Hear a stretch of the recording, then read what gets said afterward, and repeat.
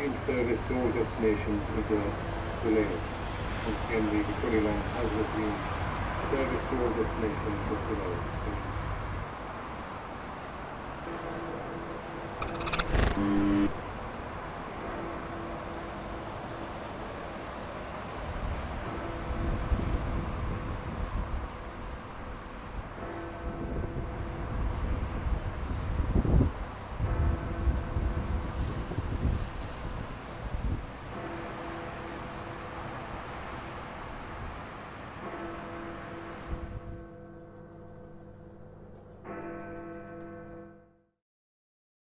So yeah, I was pushing the envelope in many areas, you know, selling shit, drinking and excess partying, doing other things, writing graffiti. It was just like, I was just like pushing on, pushing the envelope in like multiple areas of my life. Like something was going to give. And I felt something real bad was going to happen soon. And I wasn't worried about getting in trouble for graffiti. It was for the things I was doing on the side. People were starting to go away, that I knew and that I talked to, on the phone, and people that I was like associated with, people were going away, like 2 degrees of separation. They were going to the feds, and like, back then, RICO, conspiracy law. I'm not a lawyer, I forgot, but like, if you say one wrong thing to somebody on the phone, like you could be swept in like an investigation, and like no questions asked, you're gone.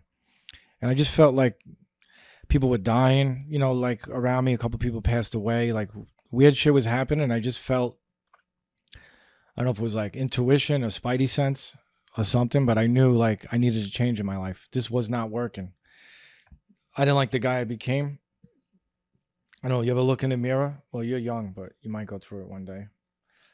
But as long as you don't drink in excess and become that lifestyle of addiction or whatever, I just didn't like the guy who I became. Like I had everything, I had the condo, I had like a CL600 V12 coupe, like crazy super rocket Benz, like for that time. Like I had a lot of money. I had safety deposit boxes. I had, things and stuff, but I didn't have myself. So somewhere, a year before 2008, like 2007, I started having little signs and awakenings or whatever. Like, I knew something had to change. And in 2008, I wound up like, changing my life. And, I wound up, getting sober. And it was like the best thing I ever did in my life. And this is a graffiti podcast, but whatever. It is what it is. I mean, it's the story of a graffiti writer, bro. It's, what's interesting to me is that you're going through all of this, you're hustling, you have a lot of money, you have this whip, you got a nice crib, you got a lot of shit. In theory, like a lot of people who are doing that type of stuff, they don't change unless something catastrophic happens. They don't change unless something bad happens. Mm-hmm. But it seems like nothing bad happened necessarily, like catastrophic. Like you didn't get killed or almost killed. You didn't go to jail for this for like 10, 15, 20 years. You kind of just started realizing yourself, oh, this isn't who I want to be. And that's what's interesting to me. Like you changed your whole life just off of some sort of intuitive feeling. Yeah, I think I had like a spiritual, like I was suffering from spiritual bankruptcy. In other words, I felt like a shell of a person. And then from there, I had a spiritual awakening, and I ran with it. And, I'm not going to get into that. But, I've been sober for almost 17 years. And, when I say sober, that means like not a cigarette, not a sip of alcohol, not a drug, not a mind-altering substance. And like, if I could fuck everything else up in life, but that's one thing I've been doing one day at a time since. And, I can't tell you what I'm going to do tomorrow, but for today, I'm going to live right. And that's what I try to do. And because of that, like it even affects my graffiti. Like I'm not going to write on like a brand new brownstone, like shit on somebody's building. I don't know if it's because of coming of age. I wouldn't want it done to me. I just don't do that. Like if something's dogged, bombed, I'll write on it, but I'm not going to be writing on like private property, city property, whatever, public property, commercial property. It's all game. But you know, like I'm a graffiti writer. When I see people write on people's brownstones or whatever, you know, clean bills, residential shit, I'm like, what the fuck? But anyway, that's my own shit. I don't know if it's coming of age or whatever, but yeah, but you know, I'm like a big kid. I love it, and you know, and I love the energy of the new school, you know. So with this sobriety and all that stuff, and you deciding to change your life, you stopped writing graffiti for a number of years. Yeah, so I changed my life in early 08, January 08, and yeah, I was just like really working on myself, you know, serious, you know, kind of like rebuilding, under construction. I reconstructed myself, you know, mentally, spiritually, physically, and along the way, I've helped like many people, you know. And trust me, I'm not the only graffiti writer in recovery. Probably, I'm sure there's more out there, but I don't really, you know, I don't get into it. I'm not, you know. It's been it's a journey. That's all I could say. And so somewhere around 2008, then somewhere around 2014, my same childhood friend, we went to Puerto Rico on a vacation together. Ribs put me in touch with somebody on the island of Puerto Rico. And I think he wrote Flavor. And I didn't touch like spray cans for such a long time. And something happened, like I got re-energized in 2014. And like my friend was like, what are you doing? We're chilling. Like, let's do this or let's go do that. I was like, oh, I'm going to go hang out and spend a day over here in some airplane hangar in Aguadilla. Got to feel that energy, like with the spray paint. I came back to, you know, when we came back to New York, and I started delving in a little bit, tipping my toes, like doing like those horrible, you know, like freights, you know, whatever, these hoppers. It's not my thing, but whatever. It's fun, you know. Like I wasn't ready for like full action yet. I did that, and I started. There's an abandoned building on 39th Street and First Avenue. It was like a clubhouse, and I forgot who took me there. I don't know if HOJO took me there or somebody. Anyway, I went there one day, and HOJO, he was friends with he made friends with Hurt and False, and somehow he brought them, and then like we all met there for the first time, and like I didn't even know that people even cared about the graffiti from the yesteryears. And you know these two, like I just met them, they were young kids, and they were like gassing me up. They're like, yo, you need to like come out, whatever. And I was like, this is so weird. So I started writing graffiti a little more, and then I got the bug, and I've been on a run since 14, and I love it. And I've had so many experiences, you know, and I try to do all the facets of graffiti, you know, streets, MTA, not going to be specific, but MTA, you know, and highways, whatever, you know. I do whatever. I never plan, oh, I'm going to go and do this mission or that mission. It's like I get in the mood, I have stuff on me, and, you know, I just seize the moment when it's right. And I've had a good run. You know, I've had a great time. And so somehow these guys were making this movie called Star. They were from Paris. So it's actually GT, the Grim Team, which is a mirror image. Like they're just like a bunch of Brooklynites, but they're Parisians, you know, in the same age range, like 40 to 50 years old range or whatever. And they were like right up my alley. And I met them. They did a premiere in Brooklyn. They showed that movie. And then after that, they had a Q&A. And one of them emailed me and told me to come to it. And I wound up speaking to Chase after that film. And he's like, yeah, come to Paris. And then next thing I know, you know, I fly to Paris, and that was it. Like the gates open. Like I did so much like fill-ins in Paris, like graffiti, like streets, and it was just I had so much fun with these guys. And yeah, I just want to say a shout out to all of them, to Grim Team, Chase, Oral, Kreese, Rex, Druid, sorry, everybody. I kid this to the whole Grim Team. Very cool. Like, that's my family. I don't have to like speak to them every day, but they're family. And that opened me up. And then I started going to other countries. Like, while I was staying in Paris, I'd go to Naples, Rome, Sicily, Greece, Berlin, Portugal, you know, and I just went crazy in Europe. I had so much fun. And at that time, I only seen a few New Yorkers up in Europe, like at that time. And now the floodgates are open. Like, it's like a pilgrimage. People go from New York to Paris or to London or whatever. And that really opened me up. Like, I really enjoyed it. And I had the stories that I had in Paris. Like, forget it. I had so much fun. And then yeah, you were telling me that you didn't know that people paid attention to graffiti that you did back in like the 90s, early 2000s, all that. You were telling me that you had no idea anyone paid attention to that shit, when really people did pay attention to it, and you had a lot of influence on a lot of writers. You know, I was watching the video that might be out by now, and if not, it's coming out soon, that you were showing me yesterday.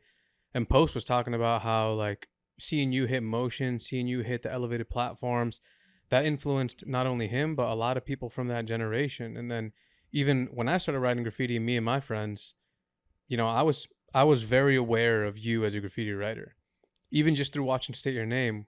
You know, you hopping over that thing in the snow, over the fence, and then hitting the truck, and like just seeing all that, I was like, there's a lot of people on that video, but for some reason that tag stood out to me, and I was like, okay, ZE, like me learning things. I'm like, this is a significant writer who's made contributions to the New York scene. He's important to New York City, and et cetera, et cetera. How did you, when you were doing all that, did you realize? Well, I know the answer. You didn't realize you were making it. I had no idea that people even heard of me or whatever. But, you know, there's a whole subculture, you know, like over the pond in Europe. Like I was surprised to know, like, people in Paris, people in London, like, they know about 90s graffiti. I was like, how the fuck?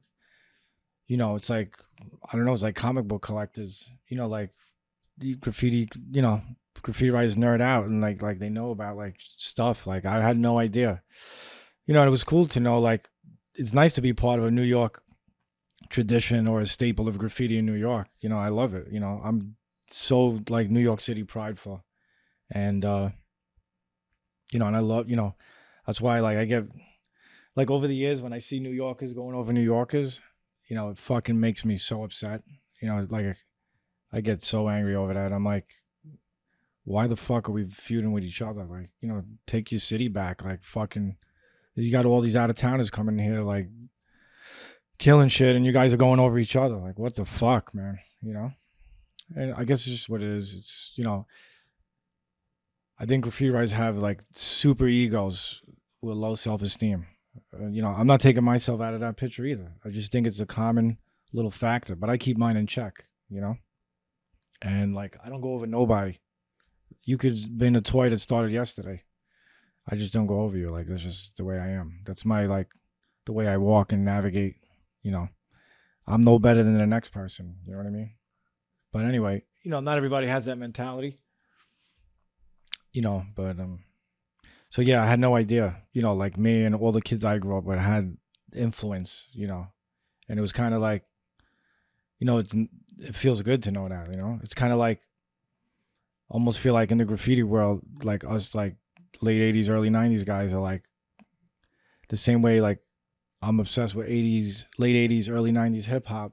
You know, it's nice. Like, I'm sure, like, they intertwine, you know, and it's like, for me, like, I associate graffiti with, like, I'm still listening to the same albums from back then. Like, I don't, like, very little new music do I fuck with, you know? I mean, the thing is that, like, you know, the 90s is a period that's just, it's like one of the golden eras of graffiti. So much energy. Like, so much energy. Between the music, graffiti, New York City was so alive. Like, you know, and I've seen, you know,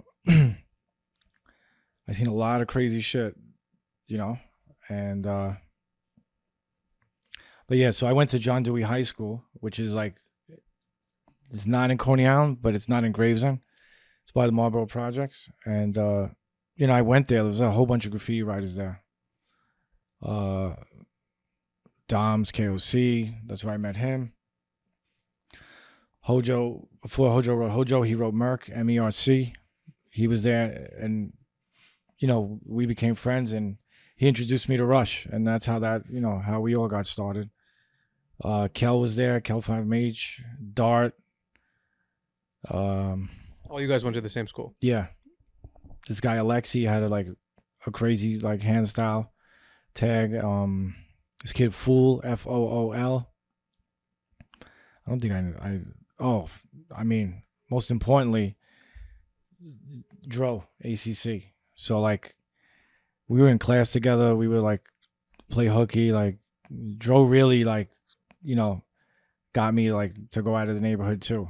You know, between like I had my missions with Rush, DECO, and Map, and this kid that wrote RE, Roke, ROKE, and you know, I had those. You know, I had that, and then then like these guys just took me in. Like, I was like 100 pounds soaking wet, and yeah, Joe just took me around to like Sunset Park. We started going to other neighborhoods.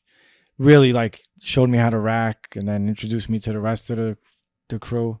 And those guys, you know, I had a nice early start with them, and we had a lot of fun. We did a lot of crazy shit. And let me tell you, those kids were the craziest kids. Like in the 90s, those kids were like, they were solid. Like, they were about it, you know. They carried cleavers, fucking swords, machetes, you know, other things. Like, they were wild, you know, and they were about it. And they did a lot of graffiti. You know, they killed a lot of shit. They hit a lot of neighborhoods, and you know, they did a lot. And it was only that was mostly a Latin crew. There was very few, you know, white boys that were down with it. But so yeah, like the first chapter ACC was, you know, Dro, Netta, MS,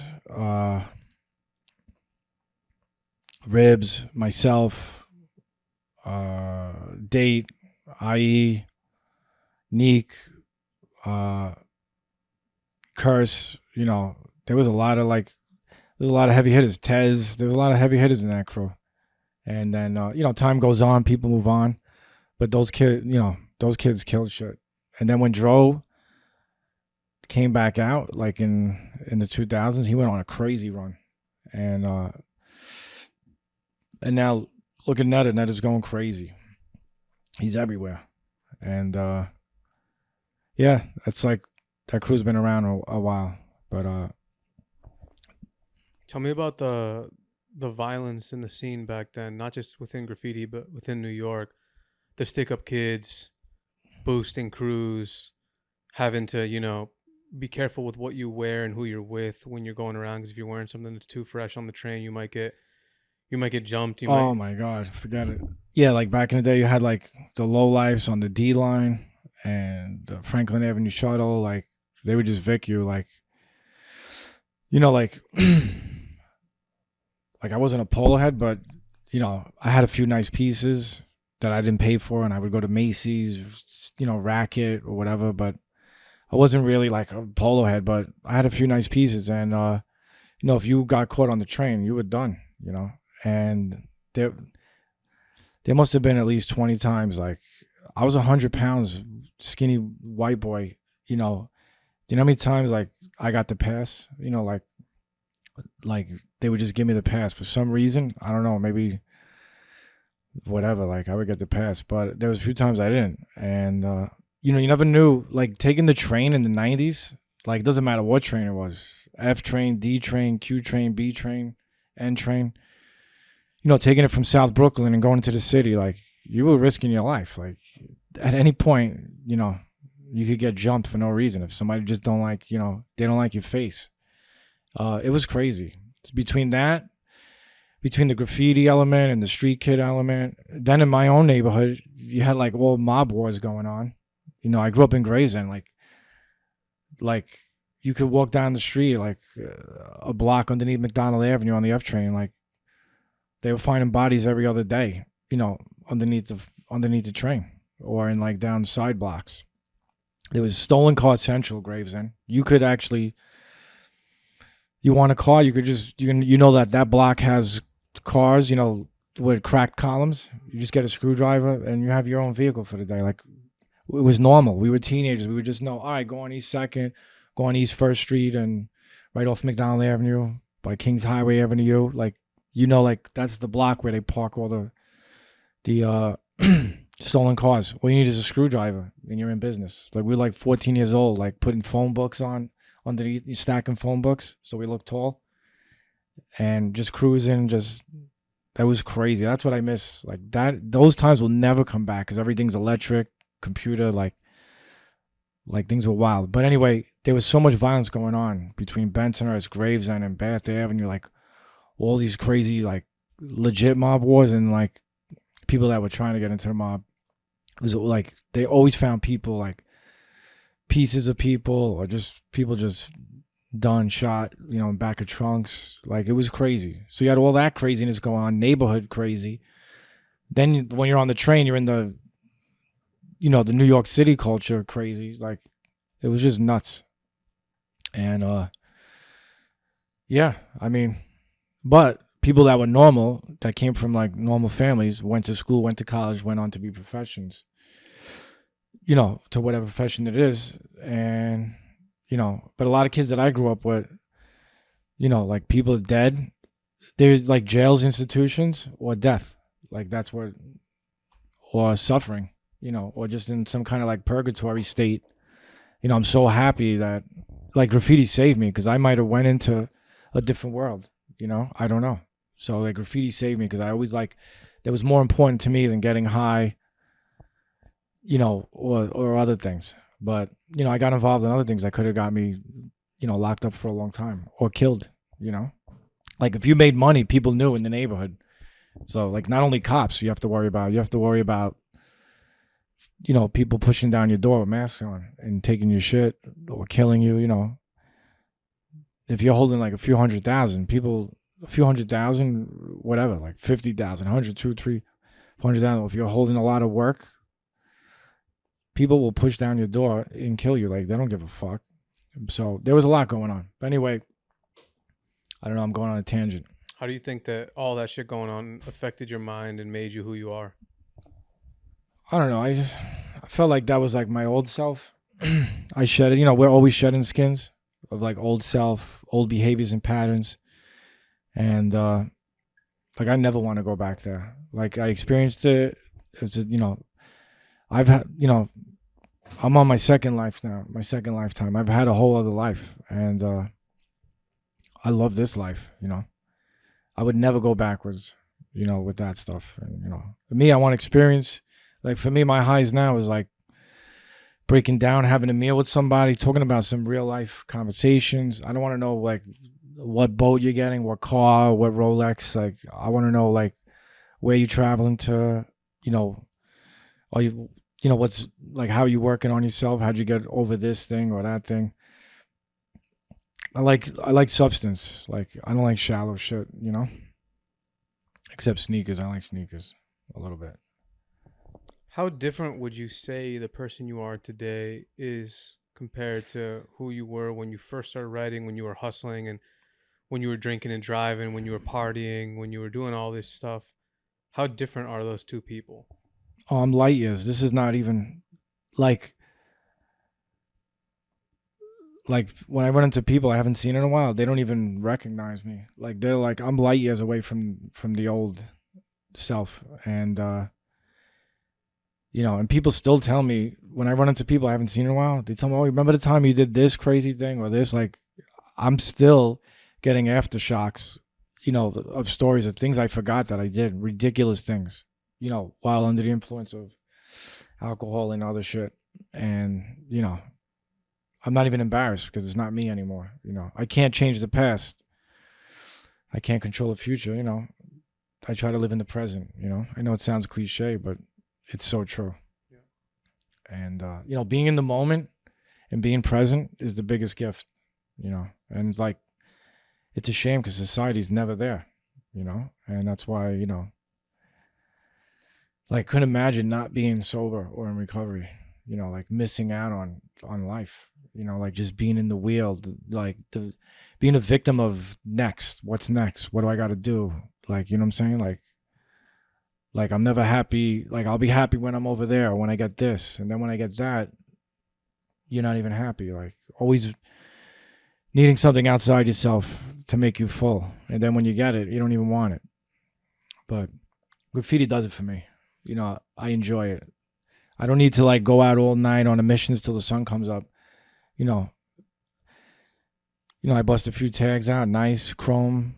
You know, I just like to whip it, you know, do my thing, like get in, get out, get my rocks off. You know, it's fun. But you know, I would love to bomb till the sun comes up, but I think that only happens in Europe for me. You know, I run out of energy here, but when I'm over there, it's different. And yeah, one of my biggest moments, like blessings, was like I went to Rome. I was with Chase. He found a spot where you leave Fiumicino Airport. It's when you take the train from Fiumicino, kind of like, you know, taking the, not a local train, but what do you call those? You know, whatever. Yeah, no, I know you're saying, like when you go from the airport to the city. When you go from the airport to the city, yeah.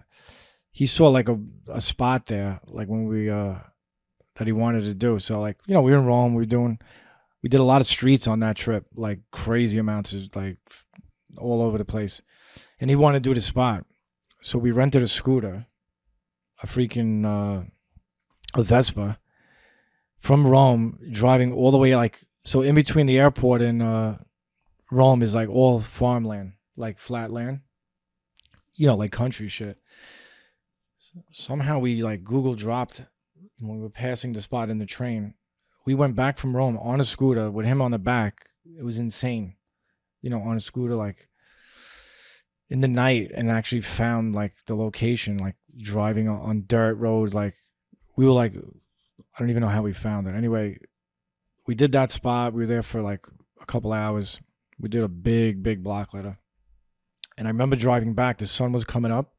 I was on a Coliseum block, you know, the Coliseum, cobblestone streets going around the roundabout.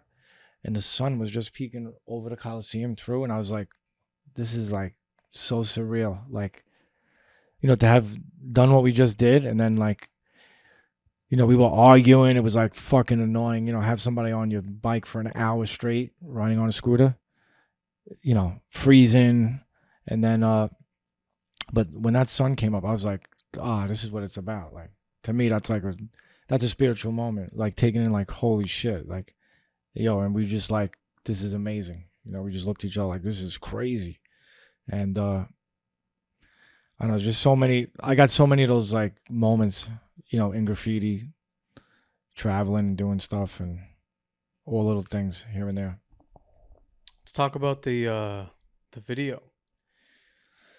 So, so on the little, like, my little comeback thing, I wound up moving into a different neighborhood in South Brooklyn, and from Gravesend. And somebody told me to link up with this guy. He makes beats or whatever. So I didn't really know him. He was a friend of a friend, Lucky Lupiano, and awesome guy. Like, we hit it off right away. We knew similar people. He was like nasty with making beats, excellent beat producer, and he was good with the camera, and he had a video camera. And he started like, yo, you want me to, I'll go with you. And for like, I don't know, many years on and off, he would just bring the camera, and I'd go and do something, and he would just like come with me and film. And like, we just had like all this footage from over the years, and we were sitting on it. You know, we were supposed to do something with it a couple of years ago, and it's just like all funny antics, like a day in the life of a Brooklyn night or whatever. It's all over the map. So we had all this footage, and then you know, he was just like having a brain fart. He wasn't ready to start editing. He had some problems with his computer or something. So he mentioned it to Gouch, and then Gouch was willing to edit and said, let me get a crack at this. So, you know, long and behold, you know, between Lucky Lupiano and Gouch, you know, we were able to like put together this video. I think it's fucking hilarious. You know, it's up to the viewers what they like, but it's a mixed bag of nuts. It's a big bag of mashed potatoes. You know, it's like makes no sense, but it makes perfect sense. Yeah. So, you know, to each their own. But yeah, it's just all crazy shit going on in there. You know. How long was it that you filmed it for?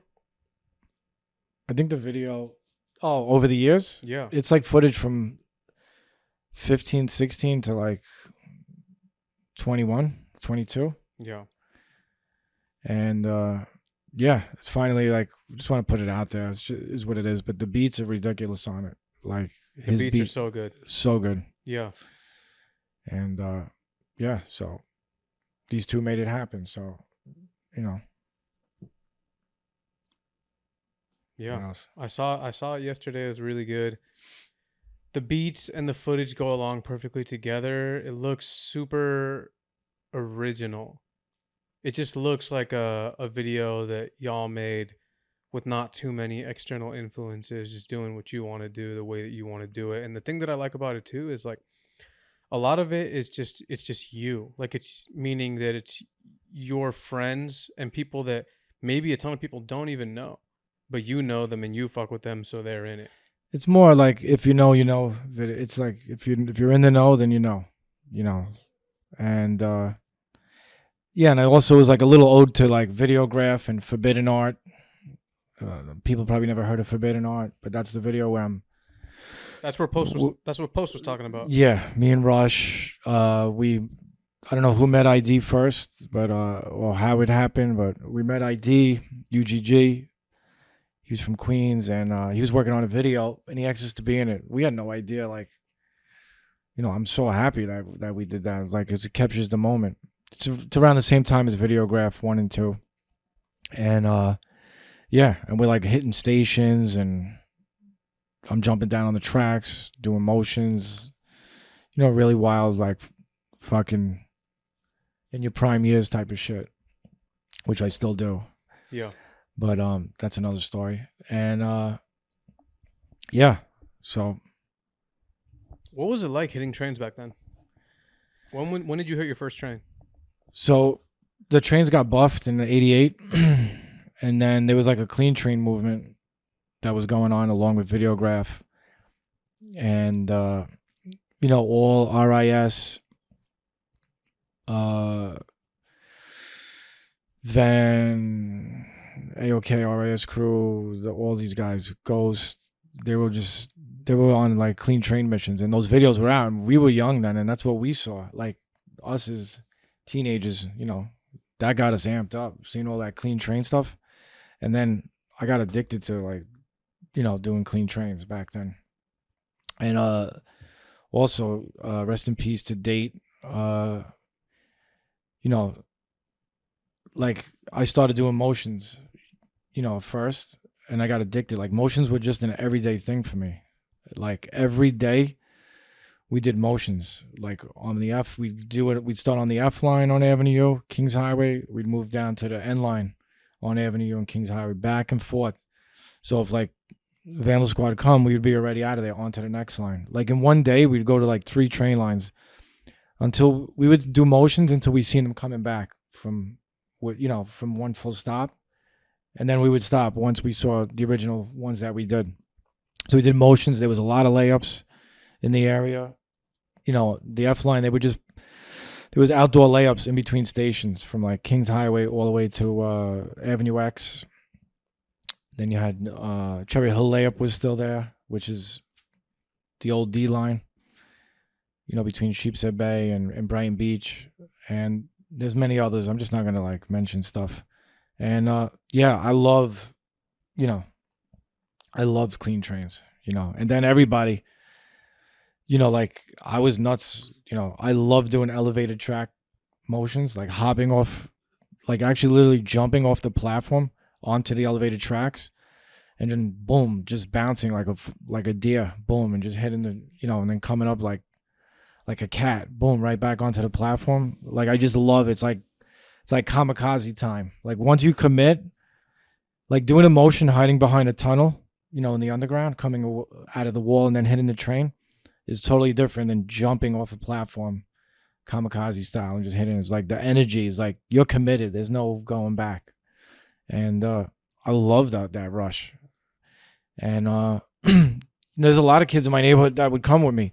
There was a time I would get like local kids that wrote graffiti. Like they would just come. Like we'd be like 5-10 of us all jumping down on the tracks in the middle of the day. People are going to work. We're just like on the opposite side. It was crazy, you know. Yeah, and then like during that time too, like 90, 91, then I started getting into the tunnels a little bit with Merrick, Map, Ari, Roke, Spesh was killing the tunnels. Of course, Rush, DECO. Yeah, I don't know. We had fun, but Sane and Smith, they had a lot of the tunnels on lock. Phantom 13, of course. Old English, AS2. Oh, Web 1 had a lot of. He was hitting tunnels before many. And then, you know, we had our little thing, and it was fun. And now it's making me think, like, and the first writers that we met, like, I call it the BQE connection, Brooklyn Queens connection, was me and Rush and DECO and Map. We linked up with, they were on the opposite side of the end line, JRC and TKA. I don't know, you ever heard of these guys? Yeah, so just like 90, 91. So we met these kids from Queens, and that was all like our connection. We'd go, you know, we'd host them down on our end of the end line, and they would take us like on the 7 line, show us around. And, you know, me and Rush, we linked up with them, and it was great. You know, and that was our first exchange, you know, as a young kid going to other places. How many motions do you think you've done? How many clean trains? I don't know. A lot. You ever had any chases from doing them? Everybody knows that those are the things that you do that gets Vandal Squad pissed. So what's the deal with that? I mean, back then, yeah, I just always stayed away from like graffiti hangouts back then. To this day, I don't go to graffiti shows. You know, I don't need to, like, you know, it's just not my thing. I'm not going to like talk shit about it, but it's just not for me. I don't like, you know, I like to stay in the background. But yeah, back in the day, they were crazy, Vandal Squad, knocking on doors. They used to harass Date. They harassed Dro. Like, it was crazy. They were like relentless back in the day. Like, it's different now. But one time I was doing motions on Avenue on the F line. I was with Dro, and I don't know, we were just there for a minute. I don't know, we were hitting the station, doing motions. I don't know, we were just futzing around. And then Vandal Squad was on the other side. They were running down, coming, and we got on the train going towards Coney Island bound, like in time. Actually, the train was pulling away, and we grabbed on the back, you know, with the chains, and we got away. And I remember giving them the finger, like, you jerk offs. Meanwhile, they got us, you know, they wound up getting us at Stillwell Avenue. But, you know, we didn't admit to anything. And, but we had to go through the system, and that sucked. But anyway. What is it about the trains that gets you more hyped in streets?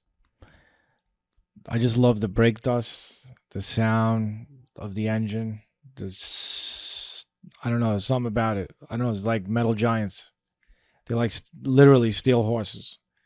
And I don't know, I just love it. Like the way it takes, the way you could apply paint to it is just, I don't know, it's almost like magic. It's like you got, I don't know, I love it. Like, I can't even explain it. It gives you a different feeling. I almost feel like autistic in a way, describing it. Yeah. But I just love it. And I love taking big ass chrome tags. Like it's fun going up and down, like full body. The full body. It's like full body contact. Yeah, the full body. It's almost like, yeah, I love it. Those stand out a lot. I don't know how people write stiff. Like I cannot take a tag just moving my arm. Like I have to move everything. So I'm doing squats, you know, with no weights. It's like calisthenics, which is another topic that I love. Yeah. How'd you get into calisthenics? I don't know. After I was like, you know, I went to the gym, you know, over years, but that wasn't like just pushing weights ain't enough, you know. And I started getting into calisthenics, doing pull-ups, push-ups, like insane amounts. And then our buddy there, I linked up with him, actually through Lucky Lupiano. And we know who he is. I'm not going to mention just for whatever reason. And yeah, we started doing things together in the park. And I mean, he took it to another level. And, you know, and that's how I got it. So I do that, a little bit of mix of both. It's just very important for me. Like, as you get older, you know, your body's your temple. You know, why wouldn't you take care of it? You only get one. You only get this. We only get this trip once. So, you know, I want to make the best of it. And I like the fact that I feel like a teenager. You know, I feel nimble. And, you know, I want to be able to, you know, take care of myself in any situation. Longevity. Yeah. It's very important. That's the key in everything. So, yeah, you see, like, your age, you look at some of your peers, you're like, they're train wrecks. And they're like half the age. Yeah. You know, it's important, you know, for me. And you don't lose that. When you do calisthenics, it stays with you. Yeah. You also take shit like ginger, certain cinnamon extracts, right? A little. I'm a little into health. You know, I'm not vegan and I have nothing, you know, I think it's great, but, you know, I'm not vegan, but I'm definitely health conscious. And, you know, I try to eat right and, you know, I take a little, I'm not like too much over the top with it, but, you know. Have you always been like that? I'd say about for like 10 years now. Okay. You know, when you make changes in your life, little by little, things progress. And then you hit other areas of your life. Like, you know, all the poison we put in our bodies without drugs and alcohol is a whole nother story. But, you know, we're not going to talk about that. But fill in the blanks, you know. Tell me about Acid Crew. How did that come about? So, yeah, HOJO introduced me when he was Merc, MERC, to Rush. We cut out of school one day, John Dewey High School, and there was a backyard that faced the train line, AKA the old B line. You know, it was a nice wall, so when the train passes, boom, you know, it's a dope spot for anyone that's going to Coney Island. So it was in the middle of the day, it was the afternoon. We met in this backyard. I never met Rush, you know, yet. So I meet the kid, and he's off his fucking rockers right off the bat. I knew this kid was like special ed. He was off. And, you know, I met him, and at that, you know, like WWF was still like the aftermath of like, you know, like Jimmy Superfly Snuka, all these like old school wrestlers. Like I met him and he started wrestling with me and he was doing like Superfly Snookers on me. Like I just met him and he's laughing. Like he's doing suplexes, pile drivers, like we're play fighting. I'm like, this guy's out of his mind. Like and he was laughing. I'll never forget. I knew he was off. And right from there, you know, I was like, I like this kid. He's crazy. And then then we started like all hanging. And he lived in Bensonhurst. I lived in Gravesend. You know, he grew up single mom. I grew up single mom. So we had a lot of similarities, you know. It was like mirror image of my life. And, you know, Rush, like people thought he was Spanish. And he was Russian. Hence, maybe that's how we got Rush. But he was like, I call him the Black Russian because he was dark skinned. And, yeah, he was great, man. We had a lot of fun. Like, you know, we used to all drink 40s on the train, on the way to clubs, on the way to bombing. And, you know, and then I guess then so then me, him, Deco, we linked up, and but Rush had a partner that wrote Ang, A-N-G, and Merc, you know, which is HOJO, and you know that was his original crew. And then we all linked up and had Acid Crew, and yeah, man, we had so much fun. I remember he used to trip, like I wasn't really into tripping, but I remember that's when everybody was dropping acid in the early '90s, and that wasn't my thing. I did it a couple of times, and for me, not being in control and being up for hours, like that was like a nightmare. So like that wasn't my thing. But yeah, we started hanging, and like, I mean, not just graffiti, like we just did, you know, we just got into a lot of weird shit. We used to like rack comics, like somewhere in the early '90s, like there was a big market in the comic book thing. Like we would rack comics, and we would use that money to get like spray paint and just food or whatever. And we'd go to all the local comic stores in Bensonhurst, Sheepshead Bay, and just rack comics and just like flip them. It was like a great hustle. And then, you know, we were just trying to figure it out, you know.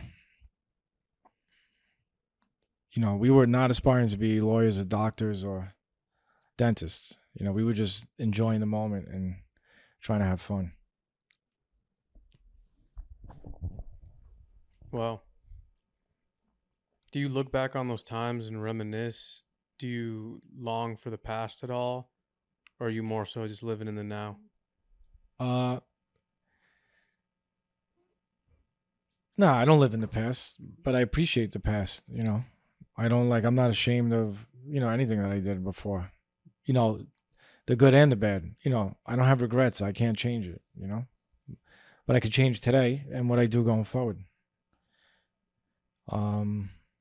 Yeah, and there's a lot of people that passed away way before their time. You know, in the same year, you know, Rush passed away, and then like Date came to his funeral, and then Date passed away. And Date loved graffiti. Like that kid was graffiti, and then he started hanging out into the party scene, and he became more of a partier than the graffiti.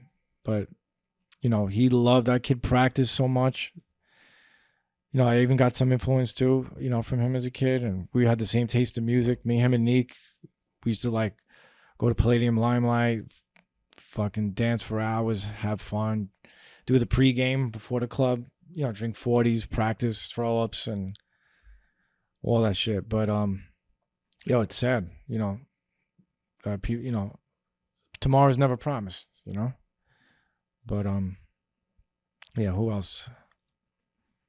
I can't even think because, of course, I'm speaking off the top of my head. I can't remember, but you know, we lost a lot of people.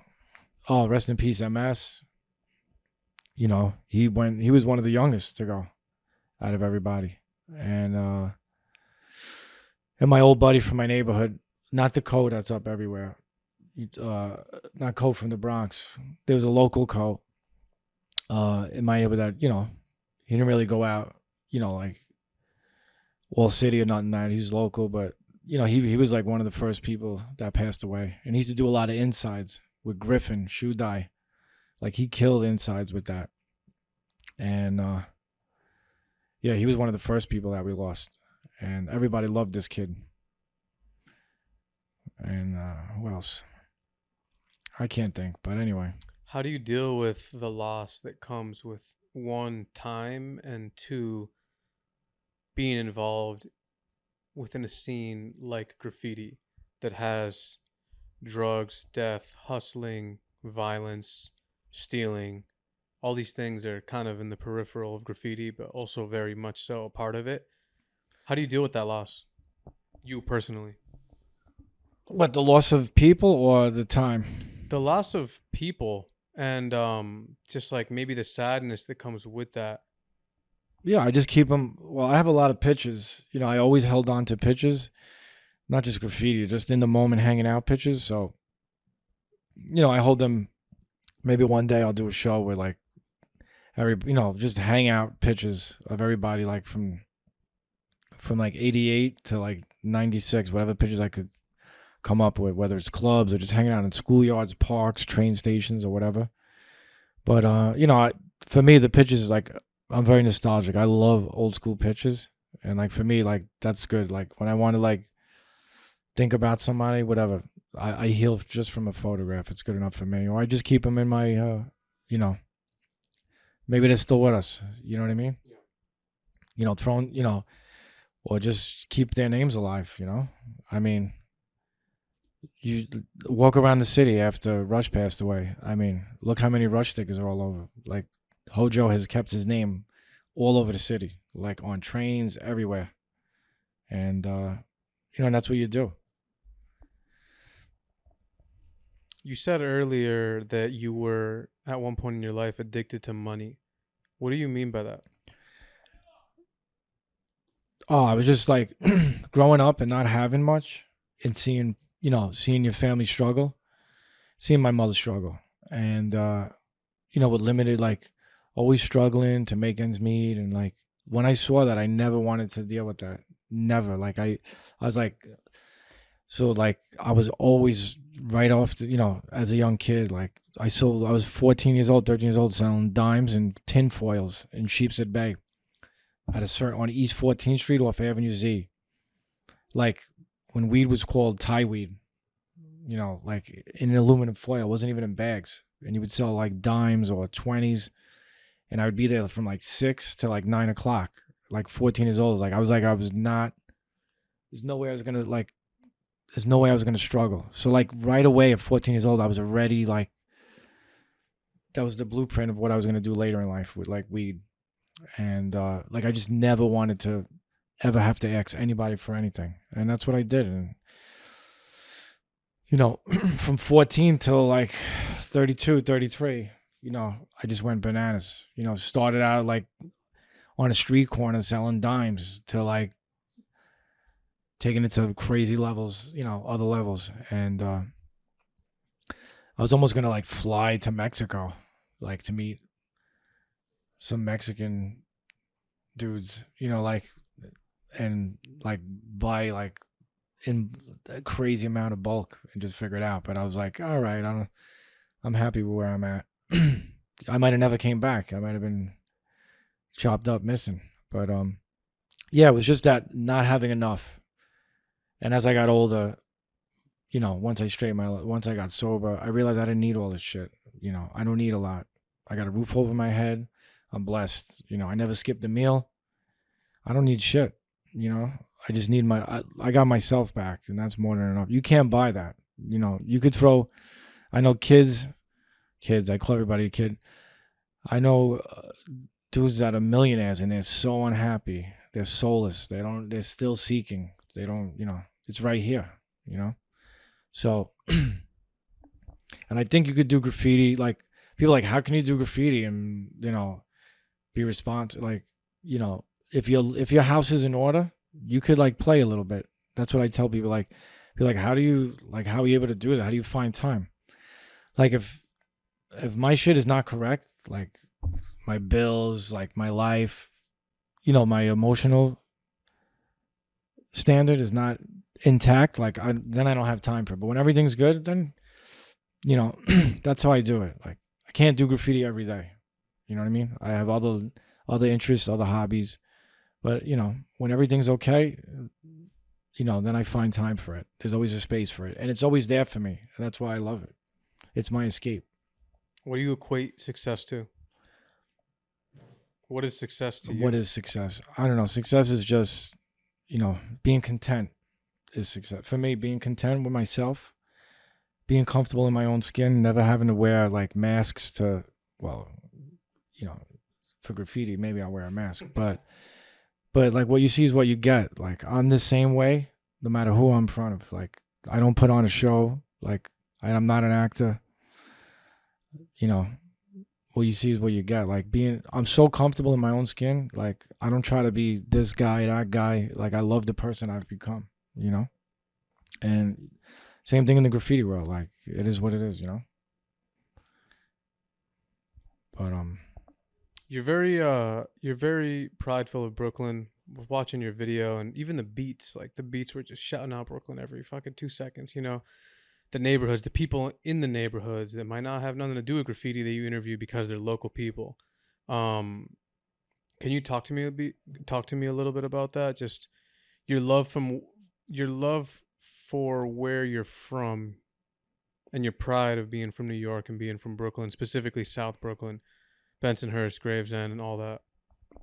Oh, well, the South Brooklyn personality is totally different from North Brooklyn and from other places. Like, there's so many characters, you know, like from every background, you know, Italian, Irish, Arabic, Turkish, Russian, you know, Hasidic, Jew, you know, Puerto Rican, Dominican, Mexican. Like, it's such a melting pot, and there's so many characters.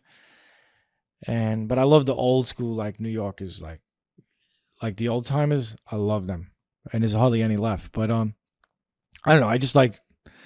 I like to goof around, and I just feel like South Brooklyn people, they're so authentic.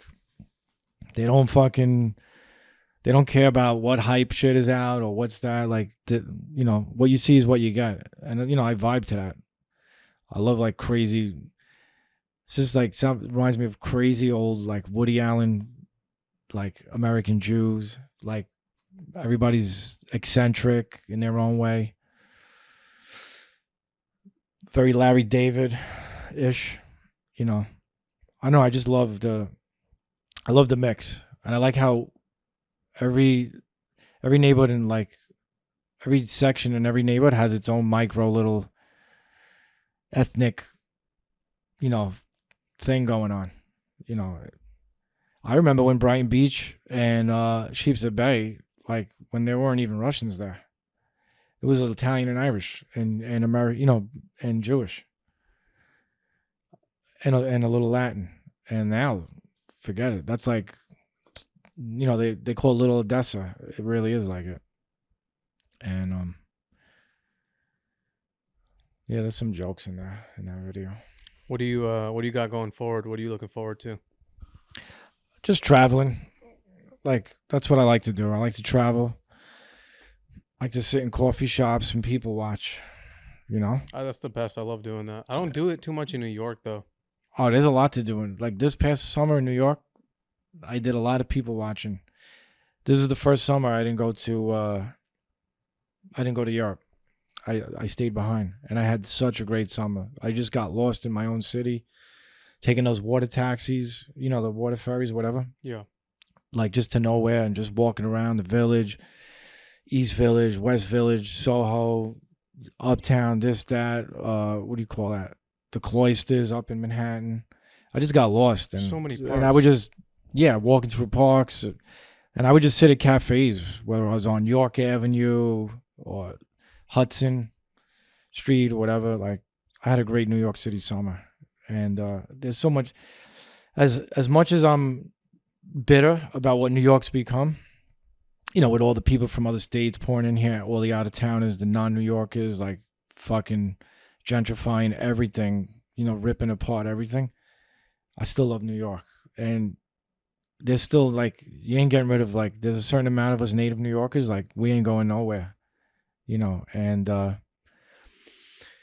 you know, but, you know, sometimes it makes me sad how, like, it's hard, you know, to live in New York. Like, for native New Yorkers, it's a struggle, you know. And then people from the Midwest or wherever they come from, they come here and they're just, like, changing everything. What really gets me mad is, like, we were doing fine before all these people came here. And I think, like, somewhere around 2006 or 08 is when people started coming here from other places. And started, like, you know, going through changing neighborhoods, you know, changing residential neighborhoods, the face of everything. And, you know, with that, they brought in their ideas and all of this. Like native New Yorkers, like, we got to, like, in the 80s and 90s, you got to have thick skin. Like, there was no fucking politically correct bullshit. You know, people are so sensitive and soft, and they're trying to be the social police. Like, that is what I despise about New York. And I never change who I am. You know, I'm not going to change the way I say anything. You know, like now, people dance around. They're scared to talk about anything. But what makes me sick is like all these out-of-towners like telling people how to name appropriate things. And I'm like, these motherfuckers never even broke bread with a fucking black person or a Latin person or an Arab. Like who the fuck are they to tell us like how to be? Like, we were doing fine before they came here. We all know, like, it's a term of endearment, certain slurs. Like, that's just how we did it, and that's how we love each other here. But I don't know, ever since like 2020 until now, all this mentality, it's like, it's not for me. You know, I ain't getting political on this thing, but I just, you know, it upsets me. Like, just fucking be cool, man. Stop just fighting for everything that you know nothing about, you know? Yeah. You know what makes me sick? Walking downtown Brooklyn, whether it be Park Slope, Prospect Heights, Bed-Stuy, and these like rich fucking people that came from wherever, the West Coast or the Midwest, and they have like BLM stickers in their windows. They now don't even have one black friend. Like, it baffles me, you know, this sense of like rah rah rah, and they have no experience hanging out with anyone other than their own, wherever they're from. You know, it makes me laugh. You know, I don't know. I'm ranting right now, but it's definitely a phenomenon. We might have to take that out. I don't know. We'll no see. worries. We should leave it in. You know what I'm saying? Fuck it. It's fine. I don't want to sound like a bitter complainer. Nah. Yeah. I mean, it's definitely a phenomenon. And it's crazy to think that it was a city. There's still parts of it that are like that, but like, I go to even like, you know, yesterday in your area, and it's just like, you know, everybody. You know what I mean? That's what it seemed like to me. And we're kind of missing that now. That's, yeah. Like, so, in this neighborhood that we're in right now, like, it's hard to know. There's no community. People are moving in and out. You're right. Because like, the rent's changing. People are moving in and out every fucking. Yo, I've been here for like in this neighborhood for like 2 years, bro. I've seen like maybe like the next door or upstairs people move maybe fucking 4 times. It feels like 4 times, 4 people in and out in like 2 years. I'm like, what the fuck is going on? So how do you get to know someone long term and know people's families and know the village? You know what I'm saying? Like, have a community when it's not like, and even if they were here for longer, like, people are so, you got to work so much. You don't have time to fucking worry about what the next person's doing, or, hey, how you doing? Like, you need help with this, or, yo, just so you know, I'm your neighbor. Like, I'm here for you if you need something, blah, blah, blah. Like, maybe they take care of your shit, you take care of my shit, etc. You have a community. It's hard to have that because of the way the shit's gone down, you know? Yeah, and like, people don't have community anymore because like, people don't know how to react when you just say, hey, hello. Like, they're like fucking in their phones, or they're fucking paranoid. There's no community, and there's lack of community. That's why I love like Sheepshead Bay, Bensonhurst, Bay Ridge, Manhattan Beach, Garrison Beach, Marine Park. There's still community neighbor. Like, you know who, like, everybody's chill, and it like, you know, and there's all different. Then it's a mix of people, and they're chill. Like, everybody's your brother and your sister. Like, it doesn't matter if you're a Jew, Muslim, or a Christian, or whatever the shade of color you are. People in South Brooklyn, they're chill. Like, it's, and once you go like in North Brooklyn, it's like, oh, it's all about, people are looking at, you know, they're judging you on the way they talk to you, like whether it's being fake, too nice, you know what I'm saying? There's whatever. But there's some neighborhoods in Queens that are very mom and pop still, you know. But yeah, I love Brooklyn, man. I wonder if the city will ever go back to how it was. I doubt it. I think after 9/11, that was the beginning of the, you know, change in New York City.